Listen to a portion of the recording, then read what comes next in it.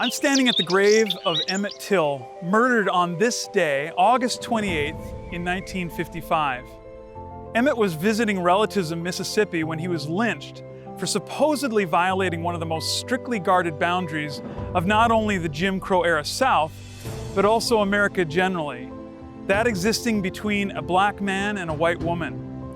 The 14-year-old Chicagoan was accused of having an inappropriate interaction with a young white woman, co-owner with her husband, of Bryant's Grocery in Money, Mississippi. One account, later discredited, had Till making suggestive comments. Other, more credible accounts described the youth whistling at or in the presence of Carolyn Bryant. Regardless, Till's young companions were sufficiently frightened by the likely implications of even the perception of such an offense that they scattered to their respective homes. Nobody knows exactly what happened at the store, but what happened afterwards shocked the conscience of the nation and helped to spark the most famous of America's civil rights movements.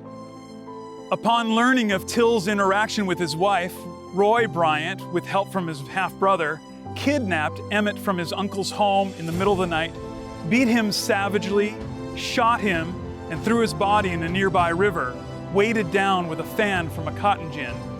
Several days later, Till's body was discovered. At his funeral in Chicago, Till's mother insisted that the casket be opened so that all could see what had happened to her son. Photos of Emmett's horribly disfigured body appeared on the covers of black publications like Jet. A trial was held and, not surprisingly, resulted in an acquittal by an all-white jury.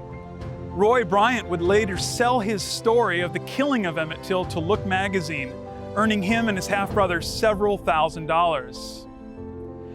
Emmett Till is buried at Burr Oak Cemetery in Alsip, Illinois, just 3 miles from Chicago Christian. The location of Till's grave extends his story back to the previous generation. Founded in the 1920s, Burr Oak served the needs of the African American population that had come north in a wave of the Great Migration. Seeking job opportunities and fleeing the dangers and indignities of segregation in the South, thousands of African Americans, including Emmett's mother, Mamie, moved to northern cities like Chicago. Sadly, they encountered another form of segregation, which, though not as formalized as that in the South, was equally founded in racial prejudice and desire among whites for separation. In life, black Chicagoans were constrained to certain neighborhoods, and in death, they had to find their own burial grounds. Americans are increasingly becoming familiar with Till's story, and maybe one day his name will be as familiar as that other from 1955, Rosa Parks. To keep his story alive, historical markers have been placed at the site of both the grocery store and the location along the Tallahatchie River where his body was discovered. However, both markers have been repeatedly vandalized or destroyed, the latter with bullets as recently as 2016. It's so disheartening that despite all this passage of time, there are still those so ruled by hate, fear, and ignorance that they would continue to lynch Emmett Till through his memory.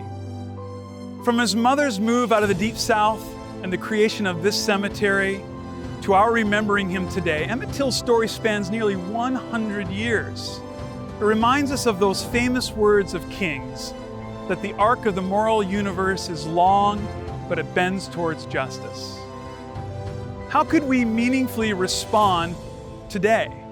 Perhaps we could allow ourselves to be so moved by Emmett's story that we would be able to see him alive today in the life of a young boy or girl in his old South Side neighborhood, optimistically waiting for that arc to bend still further, in spite of, or maybe because of, the year it's been.